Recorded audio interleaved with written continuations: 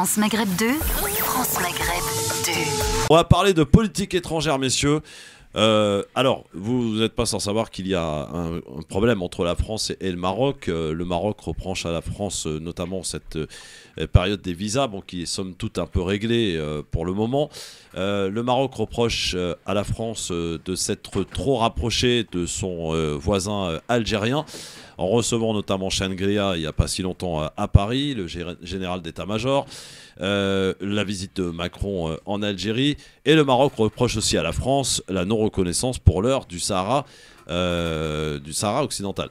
Voilà, donc l'Algérie, écoutez, ça avait l'air d'être plutôt bien parti. Changria qui était venu en France au mois de janvier, fin janvier. Et un haut responsable d'ailleurs devait venir la semaine dernière. Ça a été repoussé parce qu'il y a eu l'affaire Amira Bouraoui. C'est cette histoire de cette militante algérienne qui a quitté l'Algérie clandestinement absolument, pour se rendre en Tunisie. Et c'est en Tunisie où là les choses se sont un peu corsées. Elle a tenté de quitter la Tunisie illégalement avec son passeport français. Alors dit-on, apparemment c'est même pas son passeport, ce serait celui de sa mère. Enfin, c'est un peu compliqué. Elle aurait été exfiltrée par des hauts responsables de la DGSE française. D'ailleurs, le communiqué de l'APS, l'agence de presse algérienne, qui a d'ailleurs été hackée hier, hein, sachez-le, elle a été hackée pendant quelques heures. Eh bien, elle a eu un communiqué très très lourd, comment dirais-je, avec des mots forts. On parle de barbouzerie française. L'Algérie est pas du tout contente parce que elle avait demandé à la Tunisie de récupérer cette femme pour ce qu'elle revienne en Algérie, puisque cette Amira Bouraoui est poursuivie par l'Algérie pour des affaires diverses. Donc l'Algérie est en son bon droit, puisque rappelons que cette dame est franco-algérienne et qu'à partir du moment où elle était sur le territoire algérien, elle était algérienne et devait répondre de ses poursuites. Alors, suite à ça, évidemment, ça a fâché, bien entendu, l'Algérie, et l'ambassadeur d'Algérie en France a été rappelé pour consultation. Jusqu'à l'heure d'aujourd'hui, il n'est toujours pas revenu. D'ailleurs, ce fameux ambassadeur qui a été ambassadeur à Madrid, monsieur Saïd Moussi, et un mois après qu'il soit nommé, il y a eu fâcherie avec les Espagnols. On ne peut pas dire qu'il porte chance à la diplomatie algérienne, ce monsieur. Voilà, alors pour autant, mon cher Gamal, la France est-elle sommée et embarrassée finalement, parce que pour l'heure, elle n'a toujours pas réagi, hein, le Quai d'Orsay n'a pas réagi face à ces embrouilles diverses. On parle d'une éventuelle visite de Macron au Maroc au mois de mars, mais somme toute ça va être repoussé, étant donné les relations catastrophiques et détestables qu'il y a entre les deux pays pour l'heure. Gamal Abina, est-ce que la France est-elle sommée de choisir entre Alger et Rabat ? Non, elle n'est pas du tout. Il n'y a rien qui force la France, elle fait ce qu'elle veut, il faut être très clair. En revanche, non, il y a une problématique. Alors la question marocaine, c'est vrai que ça fait très longtemps que Macron balade avec des fausses promesses de venue au Maroc, depuis le mois de novembre dernier, et manifestement, il ne veut pas y aller. Pourquoi il ne veut pas y aller ? Parce qu'il y a des problématiques qui vont bien au-delà seulement d'une simple relation courtoise. La question du Sahara occidental est évoquée, l'Espagne qui passe devant les Français, la question effectivement on l'a tous pas oublié, de Pegasus, cette écoute qui absolument. C'est très très mal passé parmi pas seulement les Marocains, les Espagnols, les Français, les Algériens. Bref, ça a été mal perçu, ça c'est une des raisons de tension avec les services. On parle bien des services, on ne parle pas des États. Après, sur la question de choisir entre deux, non. Aujourd'hui, l'affaire Bouraoui est une affaire d'État, et c'est dommage d'ailleurs, parce que ça ne mérite absolument pas d'être une affaire d'État, qui a mis un coin dans la relation qui s'était largement améliorée entre la France et l'Algérie, avec un Macron qui s'est déplacé en déplacement non officiel, il l'a souligné, même si ça ressemblait vraiment à de l'officiel, et surtout avec un corps de tout le gouvernement français qui était à Alger pour dynamiser la relation et pour pacifier un peu ce passé qui ne passe pas. Et donc, cette relation était bonne, mais cette affaire est une affaire, ils ont raison, pour le coup, APS, parfois ils sont excessifs, mais là ils ont raison. C'est bien de la barbouzerie. Au nom de quoi on va exfiltrer ? Alors, il faut préciser que cette femme, qui était une des initiatrices du mouvement Barakat, j'ai discuté avec un des proches de cette femme ce week-end, qui m'a expliqué la genèse de sa montée en puissance. C'est El Chorouk qui l'a fait connaître. Et elle est devenue quasiment le porte-parole parce qu'un média majeur algérien l'a fait connaître.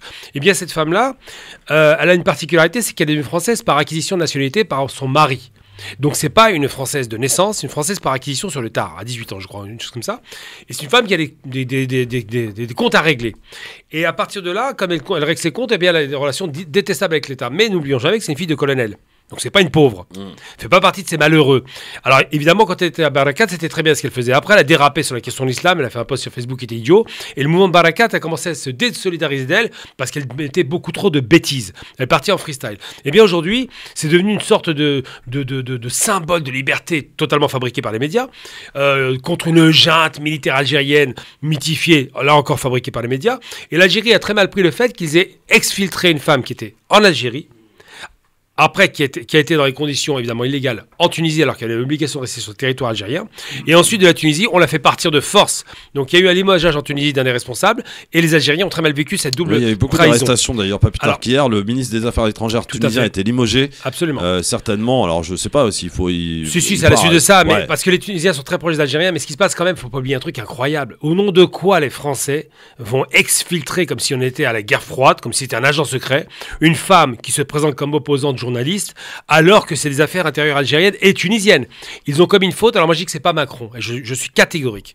Je pense que les services français ont fait ce qu'ils voulaient comme ils voulaient et que Macron est très incommodé parce que preuve en est, le premier journal qui en a parlé, c'est Le Monde pour faire beaucoup de bruit autour d'une femme qui était marginale, qui représentait qu'elle-même. Il y a 4 pages dans Le Monde ce week-end sur l'Algérie. C'est très violent d'ailleurs concernant l'Algérie. C'est violent et il faut comprendre que l'objectif c'est de casser la relation franco-algérienne. Il y a encore en France des gens de la nostalgique de l'Algérie française. Toujours, ça n'a pas bougé. Des barbouzes aujourd'hui qui torpillent la relation des franco-algérienne. barbouzes, des gens qui ont des problèmes avec l'Algérie, des gens qui sont peut-être proches d'autres instances. Des barbouzes, il y en a aussi en Algérie. Ah bien sûr, évidemment. Il y a déjà côté, c'est pas. Non mais je pose la question. Bien sûr, non mais je le dis, il y en a. Il y a des gens en Algérie qui ne veulent pas entendre parler de la relation avec la France, c'est évident. Donc chacun y trouve son compte. Alors mon cher Smaïn, sur cette affaire, sur cette question que je pose aujourd'hui, est-ce que la France elle est sommée de choisir entre Rabat et Alger aujourd'hui? Avant de te répondre, Christophe, je devrais juste préciser que Amira Bouraoui elle est médecin donc de son état, elle n'est pas journaliste. Donc elle s'est érigée en journaliste et donc en opposante, donc quasiment une icône pour bien sûr les médias, pas pour le peuple algérien. Français. Ouais. Pardon? Médias français. Non, mais j'entends par là ceux qui la soutiennent. Donc, on a tout compris, je crois, sans le dire. Voilà. Donc, pour revenir à ta question, Christophe, si la France est devant un dilemme ou pas, donc de choisir entre deux pays qui, en l'occurrence, sont des pays qui sont stratégiquement et géopolitiquement très importants pour la France, d'autant que l'Algérie est un pays pivot, qui a été classé d'ailleurs par Washington comme pays pivot. Je ne pense pas que la France va se défaire aussi vite de l'Algérie, d'ailleurs encore moins du Maroc. Pardon? Contrairement à ce que disait Kouchner, qu'il avait mis l'Algérie sur la liste noire. Souvenez-vous, il y a une dizaine d'années. Je me rappelle le droit d'intervention humanitaire. C'est Kouchner, il compte là. Juste une petite parenthèse pour marquer. Non, il n'y a aucun souci. C'est très bien de le rappeler. C'est très bien.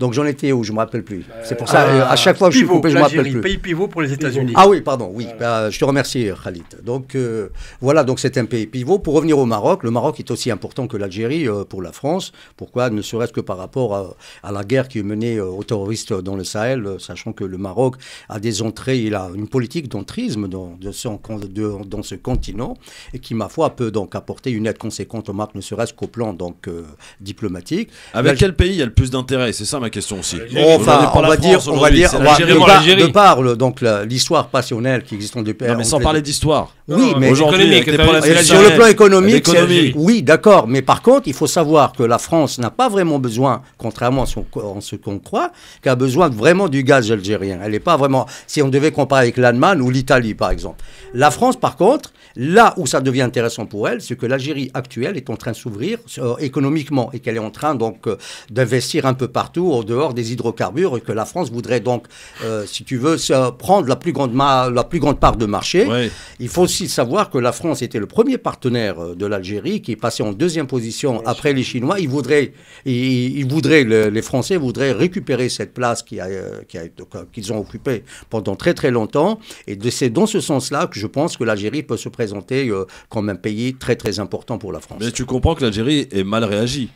Ah oui, tout à fait. L'Algérie, par exemple, pour revenir à l'histoire de Bouraoui... Juridiquement, est dans son bon droit. Non, pas vraiment, Christophe. Je ne partage pas cette... Non, mais je développe, Christophe, si tu permets. Ça, c'est juridique, c'est factuel. Pardon, Christophe. Si Bouraoui était en Algérie et si on l'avait exfiltré, comme tu le dis, à ce moment-là, l'Algérie aurait été dans son bon droit. Par contre, là, en l'occurrence, il s'agit de la Tunisie, d'un pays tiers. Oui. C'est-à-dire que Bouraoui était là en qualité donc, de citoyen français, qu'on le veuille ou pas, quelle que soit donc, la nature... Non, attends, excuse-moi. Non, attends, toi aussi, tu es franco-algérien, je le suis aussi.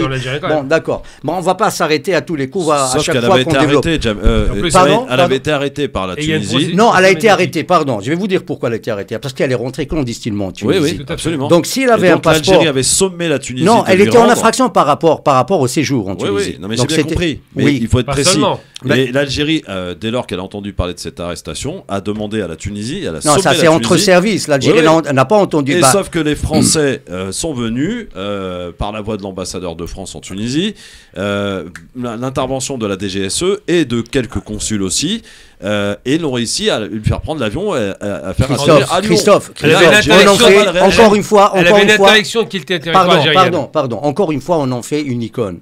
Bouraoui, c'est une personne ordinaire. C'est une personne qui a. On est d'accord. Voilà, elle est vraiment ordinaire. C'est une On est personne qui d'accord, dit. mais ça débouche sur une Pardon, je vais revenir au droit, Christophe, si tu permets. Maintenant, en parlant en termes de droit. Ce qu'on appelle la protection consulaire. La France, elle a fait agir ce qu'on appelle la protection consulaire qui est appliquée à toute personne détenant ce qu'on appelle la nationalité française. C'est Ça une soit- géométrie variable. Non, c'est non, mais pas tout le attends, temps, non, c'est c'est pas tout mais le justement, j'y faisais allusion d'ailleurs. On le Non, voit avec le commissaire, on l'a reçu récemment à la radio. Lequel Le franco-palestinien. temps. Bien sûr. Lui, bizarrement, la protection Salah consulaire, Amouri. non, Salah quand il Amouri. s'agit d'Israël, c'est même pas la peine de parler nos commandes, parce que la France, dès qu'il s'agit d'Israël, il y a un parti pris. Il faut le reconnaître. C'est un soutien inconditionnel, qu'il soit européen ou américain, ils sont toujours du côté des Israéliens. C'est bien de Bon, le rappeler que voilà. c'est une Maintenant, pour barbouzerie. revenir, C'est non, pas digne de la Barbouze, il faut le diplomatie. prouver. Il faut le prouver, les gars. Il faut le prouver. Vous parlez de Barbouze. Ils auraient été en Algérie, à ce moment-là, l'Algérie aurait été dans tous ses droits. Il est vrai. Mais maintenant, Et la Tunisie c'est qui a une fait souverain, citoyenne. il me Attendez les mecs, parce qu'on ne parle pas d'une Algérienne là. Si, On c'est parle pas pas. d'une Algérienne. Non, non, De on parle pas naissance, c'est en l'Algérienne. Tunisie, elle n'était pas algérienne. Elle est Non, algérienne. non, en Tunisie. Elle est d'une Française à 18 ans, elle est algérienne. Oh, mais Papounet, non, mais colonel, on va- c'est un mais- Algérien. mais Gamal, toi tu parles avec l'affect. Moi je parle. Non, moi, je suis parle dans les maintenant- faits, elle est née en Algérie. Pardon. L'acquisition, c'est pas une Moi, nationalité éternelle. je parle en termes de droit. Bon, En termes maintenant, de droit, s'il y elle est a... algérienne. Attends, excuse-moi. Maintenant, s'il y a des dessous, parce que les voies des services secrets sont impénétrables. C'est comme les voies du Seigneur. Ah, pas Elles pour sont tout le monde, impénétrables. hein. On ne Pas peut pour pas tout le monde. savoir comment ça s'est passé, sachant pertinemment que cette personne n'est pas aussi importante que vous voulez Mais le là, faire c'est passer. pas le problème. Cette personne n'est pas Oui, mais importante. c'est le terme Cette droit. personne, c'est En une termes de- caricature. C'est Ismaël. une, pardon, excuse-moi, Gamal. C'est une caricature. Oui, on est d'accord. Voilà, qu'on Mais est c'est ce qui a riche, Mais déclenché- qu'on la dit Tunisie, comme- en termes de droit, C'est ce je qui voudrais me rappeler- déclenche une affaire entre la France et En l'Algérie. termes de que tu droit- le veuilles ou Non, non. mais il faudrait pas que cette Attends, histoire oui, envenime les ça, relations entre deux pays qui Christophe, sont quand même qui sont liés par une Je histoire demande commune. de vous arrêter. Christophe, en termes de droit, il y a 2 infractions. Elle a quitté le territoire algérien. Elle y Ça, était- je l'ai dit. C'est Attends, pas la peine de de manière reprendre, je l'ai légale. dit qu'elle était en Tu infraction. peux me laisser parler. Mais je l'ai dit. Mais ce serait formidable que tu laisses parler. Voilà, quand même. tu reprends ce que j'ai dit. Non, je reprends pas ce que je t'ai dit, je te donne le terme de droit. En termes de droit, première infraction, elle quitte le territoire illégalement. Donc ça commence mal. Seconde infraction, elle est en Tunisie, un pays souverain, je rappelle, et les Français font une exfiltration alors que les Tunisiens n'ont pas autorisé cela. Donc il y a 2 manquements au droit. Si, c'est le président qui avait signé. Non, Si, ils n'ont c'est pas- le président. non. Il a d'ailleurs, d'ailleurs, J'ai entendu on va ça. dire le bouc émissaire, ça a été son ministre Tu des sais que t'as Affaires du mal à étrangères. écouter, t'as du mal à C'est comme- écouter, hein. Pardon. T'as du mal à écouter. Non, mais toi aussi, tu as du mal à Non, écouter. je- Quand tu- je parle, mais tu non, me tu- coupes pour reprendre ma Je t'ai laissé idées. parler jusqu'au bout. Vas-y. Donc, je disais donc, le président dont on dit qu'il a signé, il faudra vérifier, était vent debout contre cette affaire. Le problème, c'est qu'il y a 2 manquements au droit et ils se sont précipités. Et moi, je dis que c'est pas Macron, mais des services français pour foutre la pagaille avec un personnage, c'est vrai, Absolument, non, insignifiant. non, mais ça c'est bah, c'est pas prouvé. Sur mais le en tout cas, principe, on c'est est d'accord. Voilà. C'est Voilà. l'histoire de la DGSE, de l'intervention de l'ambassadeur Et de cette France en histoire, Tunisie.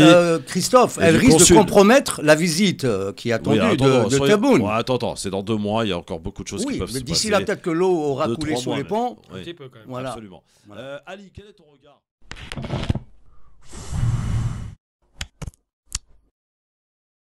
France Maghreb 2, France Maghreb 2.